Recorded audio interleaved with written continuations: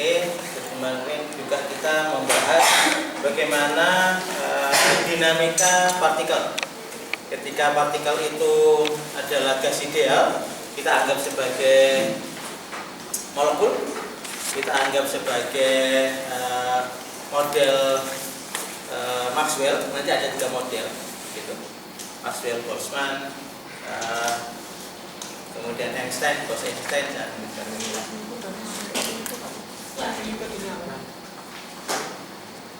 nyala, nggak nyala juga nggak apa-apa. Yang penting materinya juga sudah ada.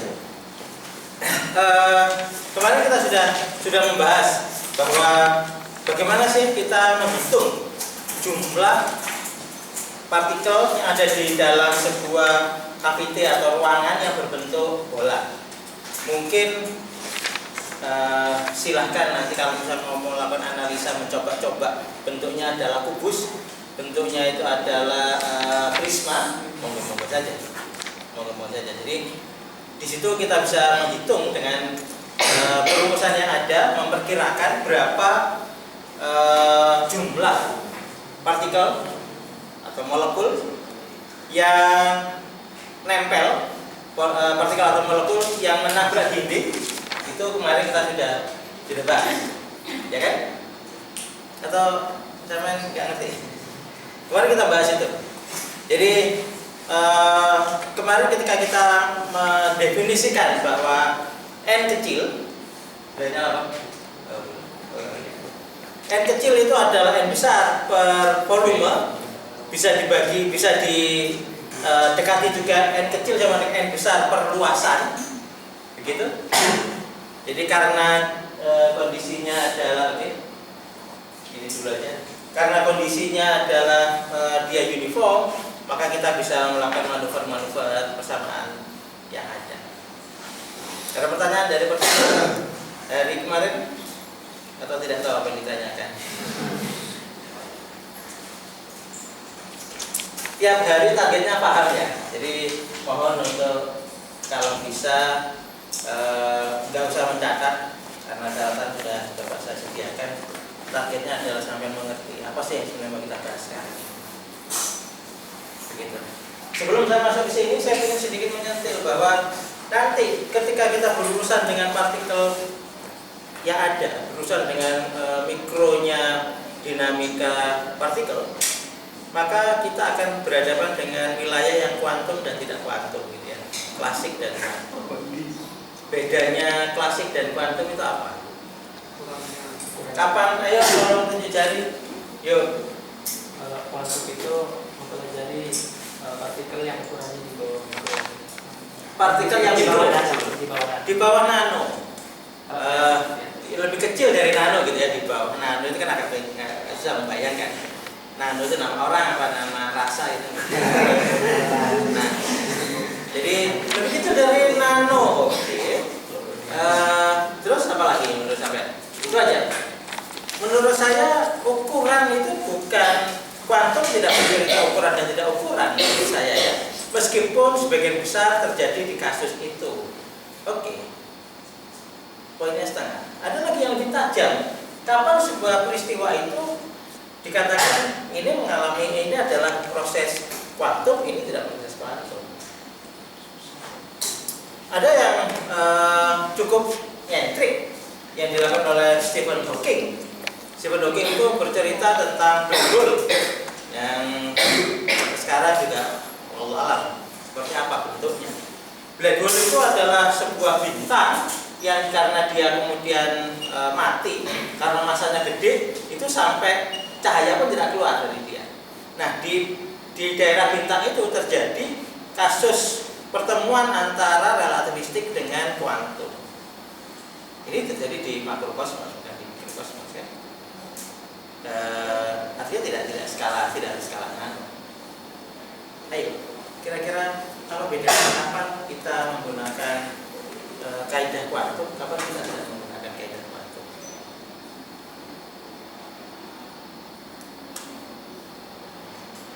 Kuliah kuantum kan? Oke. Kapan sampai menjawab sebuah pertanyaan bahwa ini kasus kuantum? Ketika ditanyakan kuantum, gitu ya.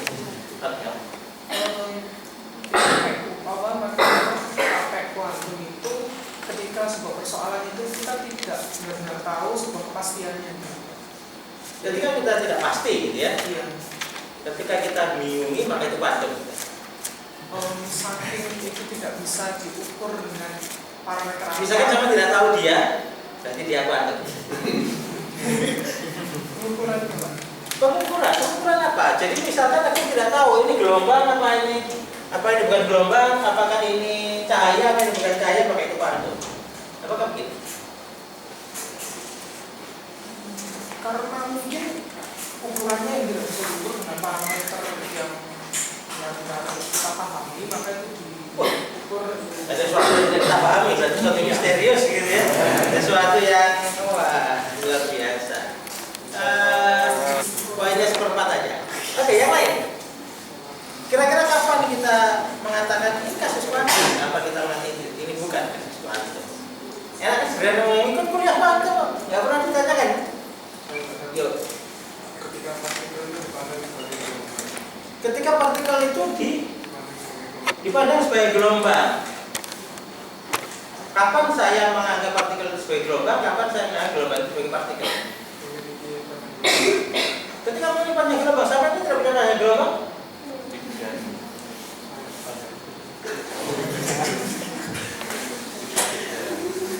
Rumusnya probability yang ketiga ini ya. Apa ya? Lambda sama dengan H per P. P ini kan MP ya. Siapapun yang punya massa pasti dia punya panjang gelombang, asalkan dia punya kecepatan. Apakah ada ukuran nano di sini? Apakah ada ukuran tertentu? Ketika massa ini saya isi 5, sama beratnya berapa? 80 kg? 60 kg sama ya. Jangan dikurangi karena di sini ada sesuatu gitu ya. Lalu aja gitu. 60 kg, kemudian sampai berlari dengan kecepatan cahaya. Saya berlari dengan kecepatan paling cepat sampai 5 km, 5 km per jam gitu ya, karena dikejar anjing itu. Nah itu maka saya pasti punya lambda. Saya pasti punya lambda. Seperti ya. Ayo, kapan kita menggunakan kuantum? Kapan kita menggunakan klasik? Yuk. Kita menggunakan Ketika energi itu menjadi paket-paket, maksudnya paket promo gitu ya, paket gratis. Apa itu menjadi paket itu apa? Apa energi menjadi paket-paket? Energi menjadi paket-paket. Tolong dijelaskan. Poinnya sepertiga paketnya itu ya. Ayo, paketnya apa kotak? Paket itu lebaran. Ayo dong. Sudah kenal kuantum? Ya ini kelas tapi dia nggak bisa jawab. Kelas 2.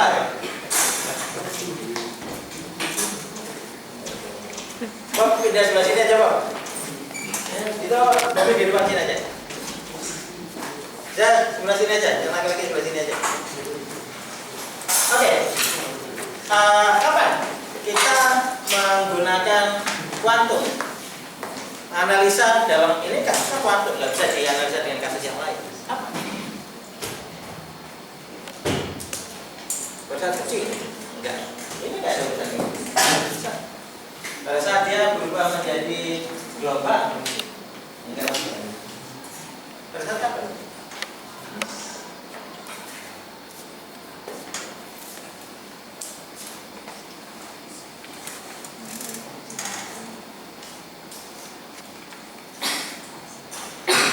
Wah, yang ikut kuantum berarti nggak pernah menanyakan itu ya? Yuk, boleh, salah boleh. Oh, gara-gara aja. Mau tanya, yuk. Kalau fisika statistik, kalau fisika klasik itu biasanya partikelnya itu sifatnya itu sama, tapi kalau fisika kuantum itu sifatnya beda. Jadi partikel di dalam sistem itu sifatnya itu beda-beda di antara satu sama lain. Jadi harus diambil rata-rata dari partikel-partikel tersebut. sama dan beda. Itu sama dengan siapa, beda dengan siapa. Enggak ada urusan dengan itu. Sampai ini gini ya. Ayo, saya tidak punya nilai ya, kayaknya daripada nanti saya per 100 juga kalian. Gitu. Seringkali sampai itu masih textbook, sampai tidak mencoba memahami apa ya, gambarannya, fisiknya seperti apa. Seringkali ketika dosen menjelaskan sampai hanya menghafal rumusnya, atau kemudian sampai hanya telan begitu saja, mencoba memahami. Dan yang saya pahami itu yang lebih celakanya itu adalah textbook. Jadi teks kata-kata yang ada di buku tekstual gitu ya, book thinking. Gini, tadi ada yang hampir benar. Jadi yang sampai ceritakan semua itu hampir benar, tapi selama masih mungkin bisa dikritisi, mungkin ada istilah yang kurang tepat gitu. Jadi kuantum itu terjadi apabila, benar tadi, jadi apabila ada sebuah kondisi di mana energinya tidak diizinkan di situ. Bukan paket ya, paket kan paket. Jadi ketika ada partikel, kemudian dia tidak diizinkan punya energi segitu di lokasi tertentu, maka kasus kuantum bisa.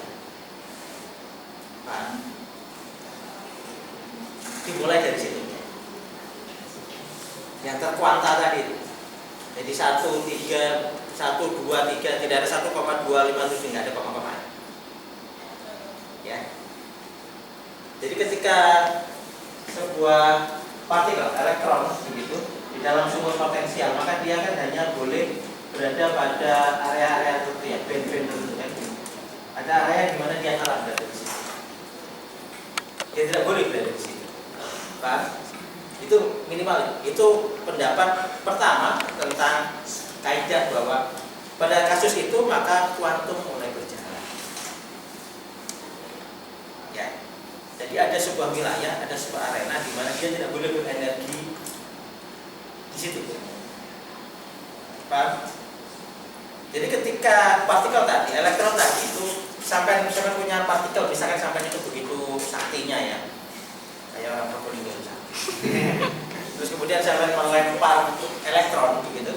Ketika sampai melempar elektron, kemudian elektron itu benar-benar bergerak, maka elektron ini kan boleh berenergi berapapun. Ya, saya ingin punya energi 3,5 joule boleh, enggak lah, kurang dikit 3,75 boleh.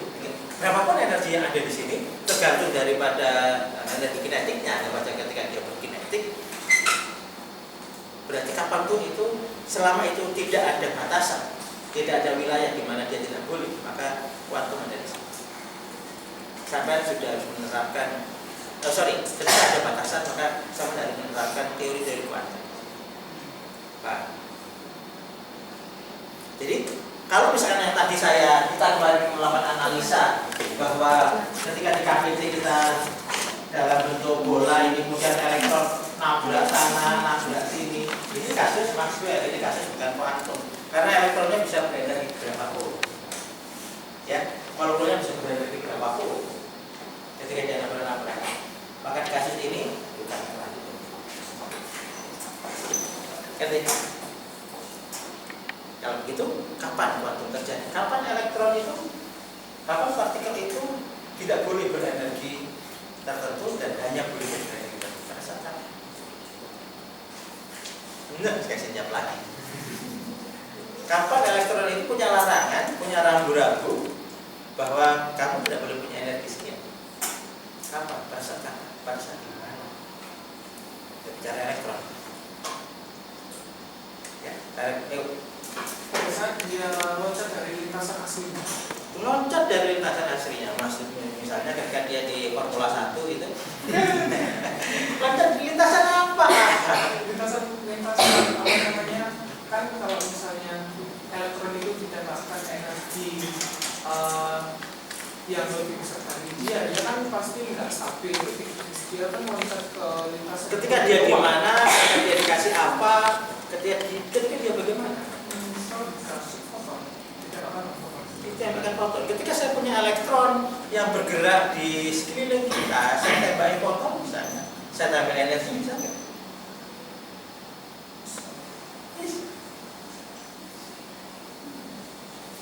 Pernah nyoba yang itu apa itu ya efek Compton lah. Iya. Begitu nyoba yang elektron ditembakkan itu yang katoda anoda dan sebagainya. Itu alatnya masih bisa gitu pakai.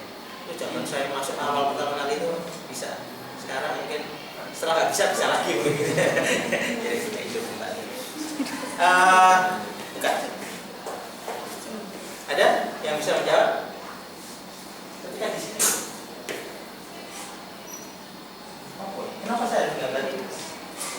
Kenapa saya harus gambar kita? Halo, saya dari dulu tahu ini tapi saya nggak ngerti apa ini. Sumur, iya sumur apa ini? Pilih cari kalau nggak yang remeng gitu aja bisa levelnya tawon. Ayo. Tapi tawon itu bagus ya. Ketika dia nggak diserang dia diam aja. Ketika diserang habis aja. Ayo. Kenapa saya harus ada gambar ini? Ini gambar apa sih ini? Ya wis, ini ada apa ini? Masa jadi kasih ini aja nggak tahu. Jadi ketika dia berada di sumur potensial, sumur potensial itu apa? Ketika dia berada di wilayah kristal, ya. Jadi kuantum terjadi ketika dia di kristal. Ini semua adalah gambar. Apa kenapa gambarnya begini? Kenapa gambarnya nggak kotak ini? Kenapa gambarnya nggak begini? Dan ada semua. Iki apa ini?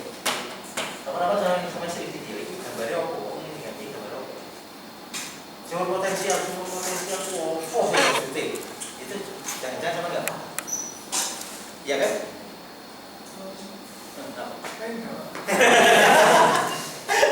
Gak apa-apa kita diskusi. Jadi gini,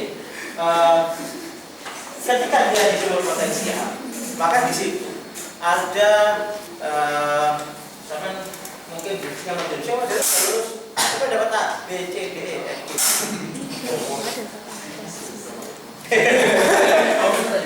Ada N, ada M, ada L gitu ya. Gelang kuantum itu ya orbital, magnetik, kemudian spin. Ini itu adalah N, ya pada N keberapa? Bayangannya adalah ketika ini satu gelombang. Bayangannya ini adalah ketika ini dia harus turut dengan turut ya. Inilah yang menyebabkan peta ini. Apa sih ini? Kalau orang tak jelaskan, jika orang nggak ngerti, ini tanggung jawab sampai untuk tahu mau kuliah kuantum belum nggak ngerti, ini bisa apa dia malah ini belum kuantum. Ya, ini membuktikan bagaimana membuktikan N. Ini kan solusi bersama gelombang. Ketika ada solusi bersama gelombang, maka N kali sebuah fungsi tertentu. N itu harus, nah, ketika N itu harus bulat, jadi bulat, maka konsekuensinya dia tidak boleh sembarangan. Ketika konsekuensinya tidak boleh sembarangan, berarti sudah ada energi tertentu. Ketika itu ada energi tertentu, maka elektron tidak boleh kemudian di sumber potensial itu dia begini nggak boleh. Nah itu separuh ini nggak boleh. Ya, ketika dia tidak diizinkan begitu, berarti dia harus berada di dalam sebuah energi tertentu. Jadi elektron itu hanya berada di N, di kulit, di dalam atom itu dia harus berada di kulitnya, atau dia di dalam spin orbital dan seterusnya. Dia harus punya energi khusus. Nah, syaratnya di situ adalah ketika dia berada di dalam sumber potensial, harus ada sumber potensial. Ya, dia elektron bebas tidak bisa ngapa-ngapain. Itu pertama untuk kita mendefinisikan kapan kita sudah mulai berbicara kuantum. Saya overview aja, harusnya saya perlu ulangi. Bisa materinya dapat air harus ke depan yang menjelaskan. AB belum. Jangan-jangan sama itu EC ya. Siapa yang dapat D? Siapa yang dapat? Berarti yang lain harus menjelaskan. Siapa yang nggak boleh kan?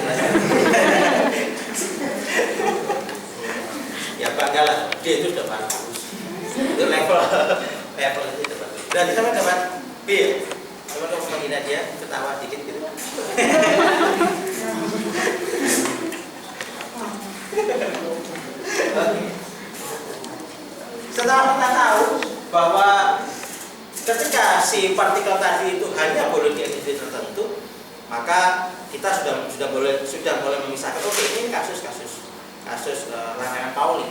Rangkaian Pauli kan ini tidak boleh sama kan?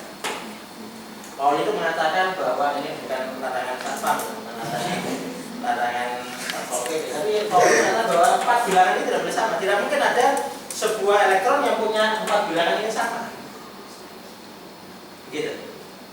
Jadi spinnya sama, tidak mungkin. Dia berada di kulit yang sama, dia berada di momen magnetik yang sama, dia berada di orbital yang sama, dan dia berada pada spin yang sama. Tidak mungkin. Itu katanya. Jadi ketika di sini ada 2 buah partikel yang mengikuti kaidah Pauli, maka kasus yang kita sedang pelajari ini harus dimasukkan di dalam area kuantum. Jika tidak ada itu, maka kita menyelesaikan dengan klasik.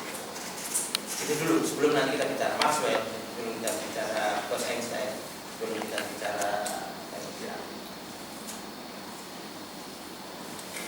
paham ya? Kemarin kita sudah membahas agak panjang, agak detail. Meskipun nanti kuantum akan kita serang terus ya di beberapa eksplorasi kita supaya sama akan paham. Karena di titik tertentu nanti kita akan fokus ke sana. Kita kemarin membahas ini. Yang kita bahas di dalam sebuah partikel, sebuah elemen kecil ini dV data dV. Nah, luasan kecil ini disebut dengan dA. Kemarin kita sudah membahas bahwa N itu sama dengan N per V sama dengan N per A. Syarat ini terjadi adalah apabila dia uniform. Apabila dia sama. Berarti jumlah yang nempel partikel yang nempel di A itu yang nempel di sebuah luasan di dindingnya ini itu sama dengan partikel yang ada di seluruh volume perbandingannya. Gitu ya. Oke, ketika kita sudah setelah kita menganalisa ini, maka kita sedikit masuk sini sederhana. Oke, next one. Nah, di situ ada sesuatu yang mungkin bagi sampean yang kemarin itu mencoba untuk mendapatkan nilai NA. Siapa yang kemarin mencoba untuk melakukan eksplorasi NA itu sebenarnya di bagian saya itu saya ingin mengatakan bahwa ketika dalam ruangan 1 meter kubik, kemudian di situ ada jadi jumlah molekul di dalam 22 desimeter kubik adalah Na. Gitu. Jadi dalam 1 meter kubik ada seperti itu. Jadi sebenarnya itu adalah jumlah Na itu kenapa muncul angka seperti itu ada hubungannya dengan satu satuan volume. Begitu. Itu sudah dilakukan perhitungan. Oke.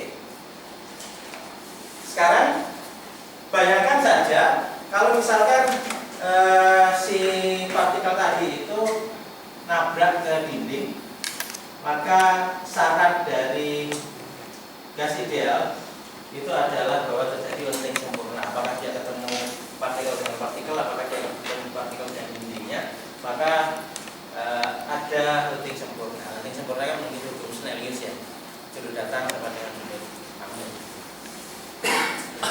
Ketika sudut datang sama dengan sudut pantul, maka kita menghitung momentumnya kan, momentum itu kan M kali V ya. Jadi kita mendapatkan momentumnya adalah M kali V. Maka sementara di situ kecepatannya itu adalah vektor, karena M itu skalar, gitu. V itu adalah vektor, maka perubahan momentumnya adalah mv cos theta dikurangi dari minus mv cos theta, arahnya berbeda. Maka kita bisa mendapatkan bahwa momentum total yang berada di dalam luasan kecil satu titik itu, maka nilainya adalah 2 mv cos theta. Paham ya? Jadi perubahan momentumnya adalah itu. Perubahan momentumnya adalah momentum awal, kecepatan awal dikurangi. Jadi momentum sebenarnya momentum akhir dikurangi momentum awal. Gitu. Karena momentum adalah M kali berarti V akhir minus V awal, gitu kan? Ya, maka perubahan momentumnya adalah di sini. Jadi M-nya sama, V-nya adalah satunya cos, satunya minus. Sehingga kita mendapatkan bahwa perubahan momentumnya adalah 2M V cos theta. Rumus yang N ini, dN ini, itu adalah rumus dari pertemuan sebelumnya. Kalau sudah ada rumus ini ngantuk ya. Tak ceritanya yang agak lucu aja tidak. Ya, kita kemarin sudah bisa mendapatkan bahwa kalau misalkan saya punya sel,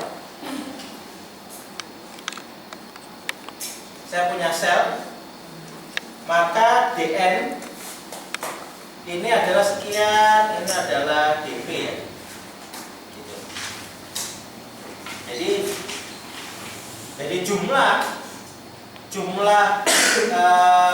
N di dalam sel ini itu rumusnya adalah seperti ini. Jumlah partikel, jumlah molekul.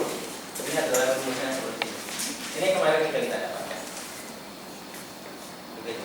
Artinya kalau misalkan satu perbedaan momentumnya adalah rumusnya 2M V cos theta, maka jumlah momentum yang terjadi di sini itu kan tinggal dikalikan saja.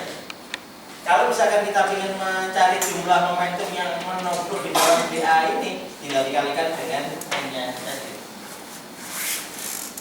Ini ya. Saya lihat dari mata sampean itu kok seperti enggak jelas gitu. Atau saya yang kurang jelas memandang sampean. Ya begitu Mas ya. Ya. Jadi dV d theta itu adalah luasan ini. Jadi berapa sih partikel yang nabrak di sini? Kemarin kan kita ngotot untuk membahas ini. Berapa jumlah partikel yang nabrak di sini? Jika satu partikel saja beda momentumnya adalah 2M ini, ya 2M V cos theta, maka kalau begitu jumlah yang nabrak di sini semua ya 2M V cos theta dan dikalikan dengan jumlah tadi ya. Tinggal dikalikan. Jadi dN itu dikalikan dengan 2M cos theta itu. Ya. Jadi tinggal perubahan momentumnya dikalikan ini, jadi ini dikalikan itu. Saya sengaja nulis ini, jadi ini sebenarnya adalah sebuah persamaan yang saya sengaja tidak menulis. Saya ingin sampai itu membuat persamaannya. Saya mulai berlatih bahwa ini adalah sebuah cerpennya orang fisika. Nah itu sebenarnya orang fisika sengaja menulis yang rumit-rumit kayak gini, pinggirnya. Jadi ini sebenarnya harusnya persamaan-persamaan. Pak. Jadi harusnya ini jadi delta P atau dP itu sama dengan dN dikalikan 2M cos theta. Jadinya diuraikan ini. Kemudian ini diintegralkan. Gitu. Jadi diintegralkan karena kita ingin melihat semua totalitas yang ada di permukaan bola kita. Di dalam ini separuh dan ini total, berarti satunya adalah 0 sampai 2pi totalitas, yang satunya adalah 0 sampai pi per 2. Maka ini adalah seluruh bola, maka kita dapatkan P sepertiga NMP kuadrat. Begitu. Ya, silakan lanjut buktikan. Begitu. Jadi setelah kita melakukan analisa perumusan yang ada di sini, maka kita mendapatkan P itu yang ada di ruangan ini yang jadi momentum yang ketika dia menabrak dinding. Momentum itu terjadi ketika terjadi tubukan ya. Jadi ketika maksudnya momentum ketika tubukan ketika yang ada di dinding ini, maka rumusnya adalah sepertiga MV kuadrat. Begitu. Ada pertanyaan? Jadi ini adalah momentum untuk satu luasan penuh. Oke, Pak, next. Saya ini cuma 2 slide saja. Saya satu slide saja. 2 slide saja ini sudah pikirin lama ini. Sampai kalian baca